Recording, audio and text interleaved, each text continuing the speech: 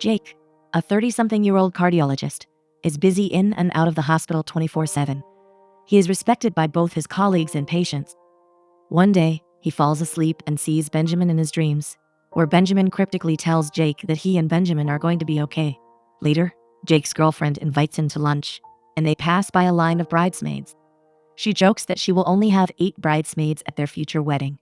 Jake mentions his brother Benjamin, who is a rabbi, and admits that they haven't seen each other in 8 years. He hasn't told his girlfriend much about Benjamin. She suggests it might be time to reconnect, given Benjamin's very religious nature. As they joke about the bridesmaids, Jake's mom calls, and his expression changes, indicating something is wrong. Jake rushes back to Brooklyn, New York, and learns that his brother Benjamin has passed away. Mrs. Goldfrapp tells her daughter that Jake is estranged from the family and doesn't show up often. Even Benjamin's mother, Janice, is rarely seen. Then we meet Lee, Benjamin's widow, who sees Jake Lever and their mother, Janice. They instruct Janice and Jake to stand with Lee. It seems that they were all estranged from Benjamin Lever, probably because of his adherence to the Jewish religion.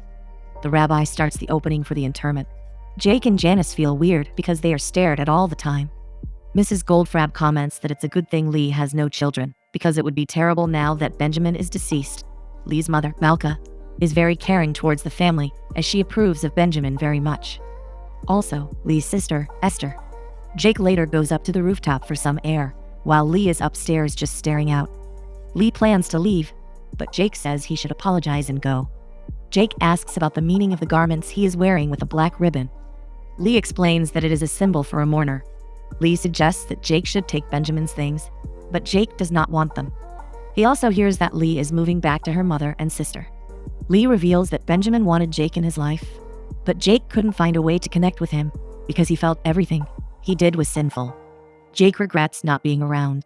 Lee also says that a person's soul finds the one they love to say goodbye. Jake is silent, and Lee surmises that Benjamin has found him through his dreams. Later, the rabbi calls for them. This is the most unhinged and surprising part, because the levirate marriage takes place between the childless widow and the unmarried brother, who has to get married to carry on the family name. It is an obligation. Jake thinks it is a joke, but no, they are very dead serious. Jake says he cannot because he is in a relationship. However, the rabbi explains that they do not practice it anymore, but there is a loophole. They have to perform a ceremony and wait 3 months to see if Lee is pregnant. And if not, they will perform halaza to release Lee from that ridiculous law. So they are going to get married only for 3 months, and they will just wait. Now, 2 months and 28 days have passed since then. Lee is looking for Benjamin's things and hugs them. Lee's pregnant sister, Esther, enters. Lee packs Benjamin's things. Esther talks to Lee about meeting the matchmaker, as they are looking for the next suitable partner for Lee. Lee is still not pregnant. Lee says she has other plans, which Esther does not like. Lee keeps digging through old stuff and finds her booklet about going to university. Esther does not like it because if found out, their mama will be angry. But Lee wings it by wearing a wig. So, she goes out to the city for her interview. While going through the interview, she learns she can get into the university. But it is already late, and the next one is next semester. Lee is sad. Back to Jake. He reveals to his friend, Raj, that he is married to Lee, and that he will soon divorce his sister-in-law. His friend comments that some religions are weirder than his own. Jake also tells him about the ritual and ceremonial acts. The ceremony is also about shaming him because he cannot build his brother's family. Later, Lee goes to the cinema and watches a romantic movie, having fun. She checks the time and runs down to the station. She rushes to the bakery to get her mom's order, and then runs through the crowd carrying a pastry box, collecting the orders. When she gets home, another Jewish man, Carmi, is there for El Machaya, as Lee is getting matched for a new husband. Jake reminisces with his brother Benjamin, especially when Benjamin went away for the Jewish religious thing. Benjamin gave a Hamsa amulet to Jake to protect him from evil. Jake looks at the prayer shawl when his girlfriend, Carol, picks him up. Jake explains everything to her. Carol seems a bit jealous, asking about Lee and if she is pretty. Jake only says that Lee is pretty religious. Although Jake says the only thing they have in common is his brother, Carol still says that Lee is still pretty. Carol insists that Jake try to connect with Lee because she is still family. While waiting, Lee scours through Benjamin's things, which mostly consist of photos of him and his brother and the Hamza amulet. Malka calls the amulet beautiful, and Lee decides to wear it. Lee then announces that she is going to college. Malka is disappointed. Lee explains that she doesn't feel she's good at marriage. Malka counters by saying she was a good wife to Benjamin, but Lee wants something more than just marriage. Malka believes Lee is being unrealistic and living in a fantasy. She tries to convince Lee not to chase her dreams, but Lee insists she cannot give them up. The halaza ceremony starts. The halaza ceremony is when the widow takes off a special shoe from her brother-in-law's foot and spits on his feet in front of him. This act, done in front of a rabbinical court, symbolizes her choice not to marry him and allows them both to marry others. The ritual includes reciting certain biblical verses and prayers. Jake walks around with the shoes he wears. Then they are made to recite phrases. Jake then undergoes another ritual for Lee to remove the halaza shoe to release each other from the marriage. When Lee raises his leg, Jake almost loses his balance. And then, of course, there's the spitting part. Jake notices the Hamza necklace around Lee's neck, the same one he has. When he is asked if he denies his brother's existence, Jake takes Lee out for a moment and tells her that he cannot go through with it. Lee says he has to, or else they will get married for real. Jake explains that he has been disconnected from Benjamin for years. If he does not marry Lee, he will be denying Benjamin as his brother, and he cannot bring himself to do that anymore. Jake says he worships Benjamin and mentions that Benjamin gave him the same amulet they share. Lee is confused because Jake has a girlfriend. Jake proposes that they will live like roommates without consummating their marriage, and that they can live together with his girlfriend. Lee shares her plans with Jake about going to college. Jake agrees, noting that there are good colleges in DC. He also believes that Carol will agree because family is everything to her. Lee and Jake then conjure a plan to convince their mother that they are really married traditionally, even though in private they will live separate lives. They return to the room with the rabbis and decide to have another ceremony, this time to get married. After that, Lee leaves her mother's house, and her mother does not seem happy. Lee apologizes about her choice, rationalizing it with biblical statements and assuring her mother that it is fine. However, Malka's problem is that Jake is not religious, so she believes it is not right. Lee still leaves, and Jake brings her to DC to his home. Jake's home is a bit barren since he was not expecting company or a wife. He prepares another room for Lee to settle in. Lee is just happy to be anywhere but her mother's home, so she thinks it is fine. The problem, though, is the food because Lee is still Jewish and eats only strict kosher meals. They have to settle on their living conditions, being religious and non-religious. Lee says that whatever Jake's lifestyle is, it's his decision. Jake does not want his lifestyle to offend her, especially since he is focused on his work, and when he arrives home, he just sleeps. Lee is worried because she feels she is too old for college, but Jake says age is irrelevant and encourages her to go for it. Later, Jake is changing clothes, and Lee accidentally sees his perfectly sculpted six-pack abs. She shies away, embarrassed. Jake leaves for his medical duties, and they plan to tell people what is happening. Jake tells Carol about the situation, and she is horrified to learn about it. Jake assures her that he and Lee are just roommates. Carol reminds him that she had previously suggested he get in touch with Lee. Carol wants to marry Jake, but Jake thinks Carol wants to take things slow. Carol did not expect this turn of events. Everyone will only see the surface situation and assume Jake is indeed married. Carol ends the relationship, saying she will be back if Jake becomes unmarried again. In the morning, Lee prepares breakfast and lunch for Jake, but Jake tells her she doesn't need to do wifely duties.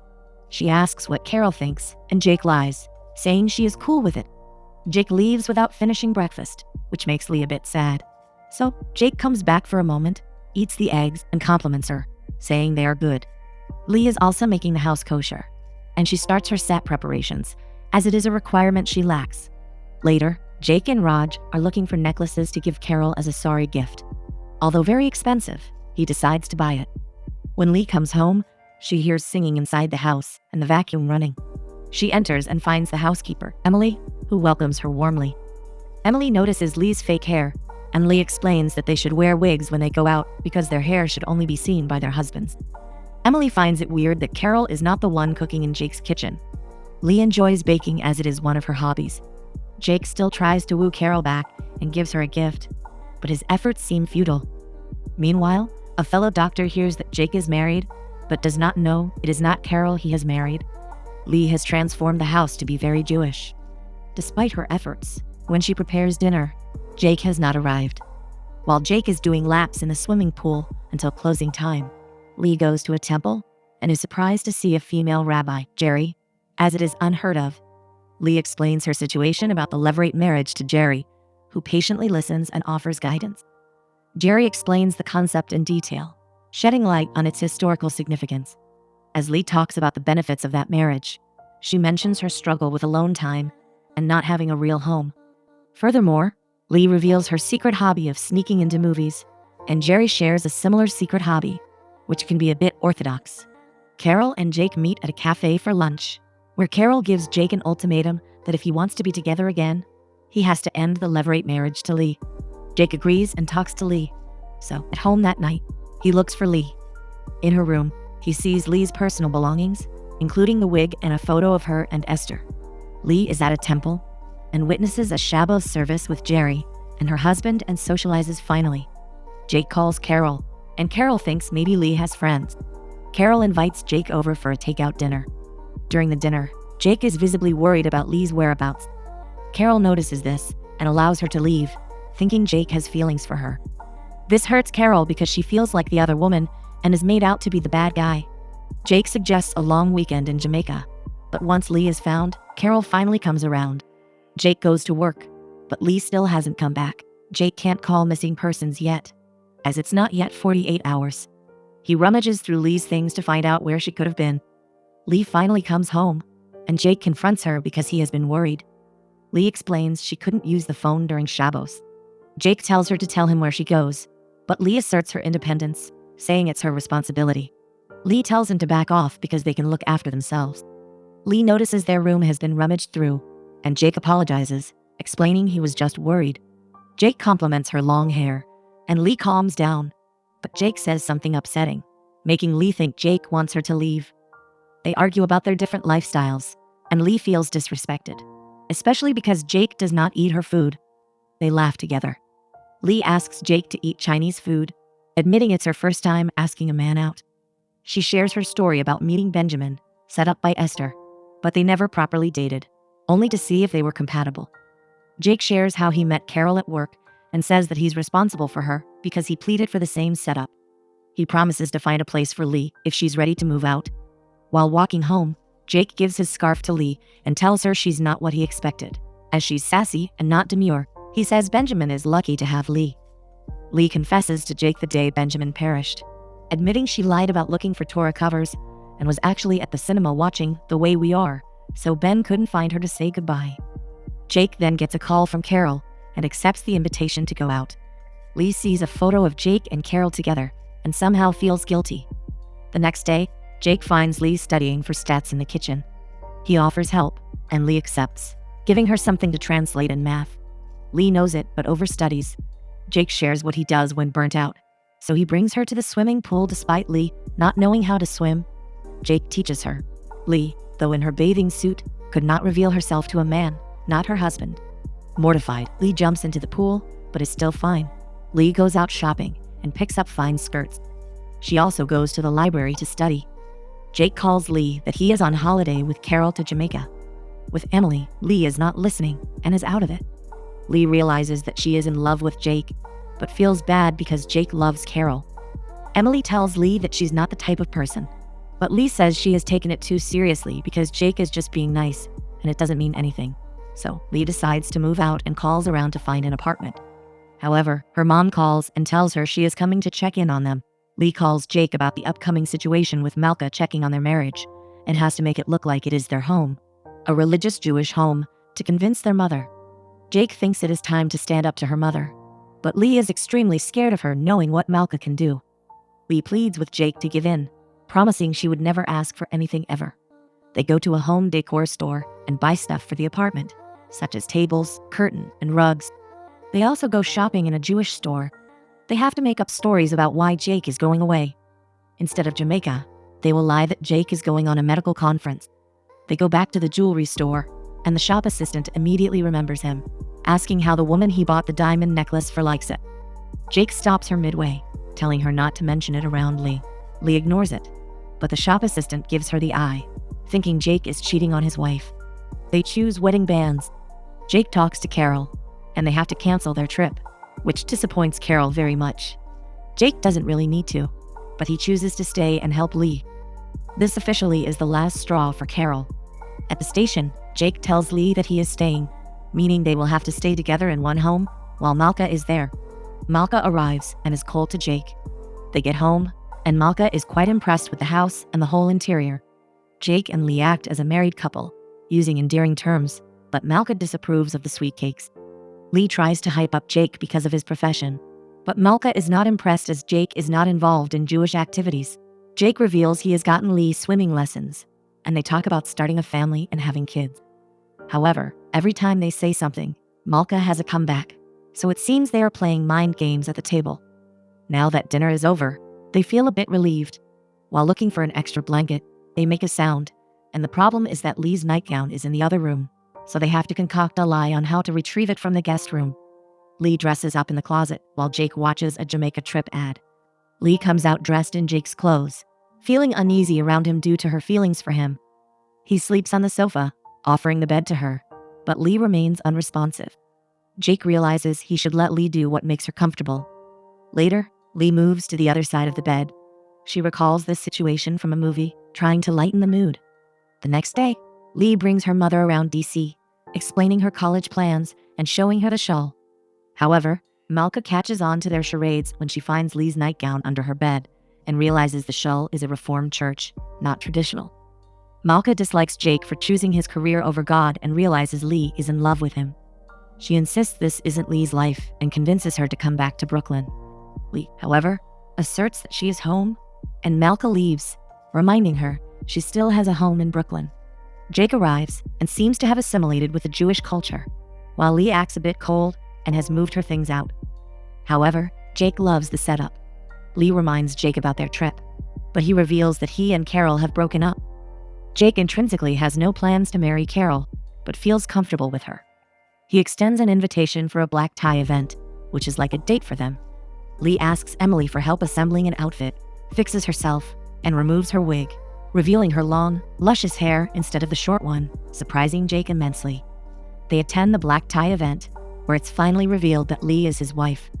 Lee talks to Priya, Raj's wife, about her SAT studies, and later Carol arrives, revealing that she has gone with Carter to Jamaica, originally Jake and Carol's plans, making Lee feel awkward. The couple goes dancing, and Jake compliments Lee.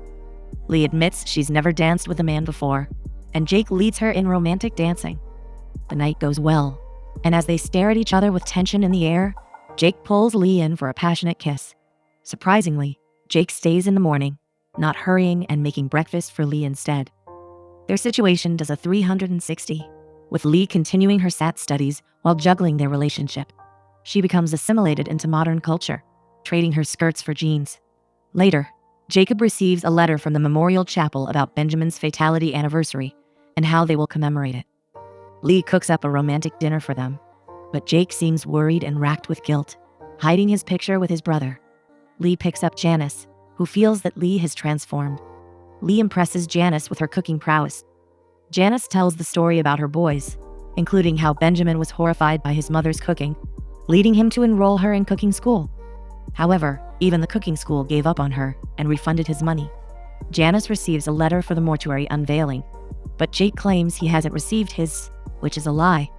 It's clear he's avoiding the event, which anything that mentions him irks him. Lee confronts Jake about it, and he reveals the letters that remind Lee she is still Benjamin's wife. Jake asks if Lee feels guilty, but she says no because she loves Jake. Lee explains that their marriage wasn't set up for love. She was young when they got married, and although Benjamin was kind and good, something was missing. Jake seems unable to accept it, leaving Janice alone at the dining table as he leaves. Lee keeps calling Jake, asking about his whereabouts, and he's at Raj's. Raj talks to him, suggesting that maybe Benjamin is looking out for him. In the morning, Lee packs up, and Janice tells her not to go, but Lee admits it is complicated to go on. Jake begins his rounds and receives a message from Janice that Lee is going back to Brooklyn. Lee returns to her mother in Brooklyn. Lee's SAT scores arrive at Jake's front door, but she's gone. Janice hands him the ring back from Lee. Janice understands that Jake loves his brother, and that's why he is so racked with guilt. But she says that Jake loves Lee too, and if he messes this up, it's much worse. Rabbi Jerry hosts a service and receives Jake. Jake asks the rabbi to help him ask for forgiveness. Jerry explains to Jake that his brother is in a place like purgatory, where it's still possible to fix things. Malka and Lee talk. Lee feels upset, and Malka finally understands that Lee and Jake are in love. She realizes that back in DC, they are working as a team and living harmoniously, even if it's just tricking Malka. Malka accepts Jake finally being with Lee. Lee packs to return to Washington. Before that, Jake arrives in time and delivers the SAT results. She opens it and finds she passed, especially the math part with a high score. Malka, though, leaves them alone for some alone time. Jake says he went to a temple and remembers during the funeral that the rabbi said Benjamin had given them a gift, each other. Jake expresses his desire to marry Lee for real, for love. He proposes again, placing the wedding band on Lee's finger and expressing his love for her. They kiss while Malka and Esther watch them as the cab goes by. The unveiling comes, and they all attend it. They slowly pile up the stones as a form of tradition, indicating that the person was a good man. Lee and Jake return the Hamza amulet to Benjamin's and breathe a sigh of relief.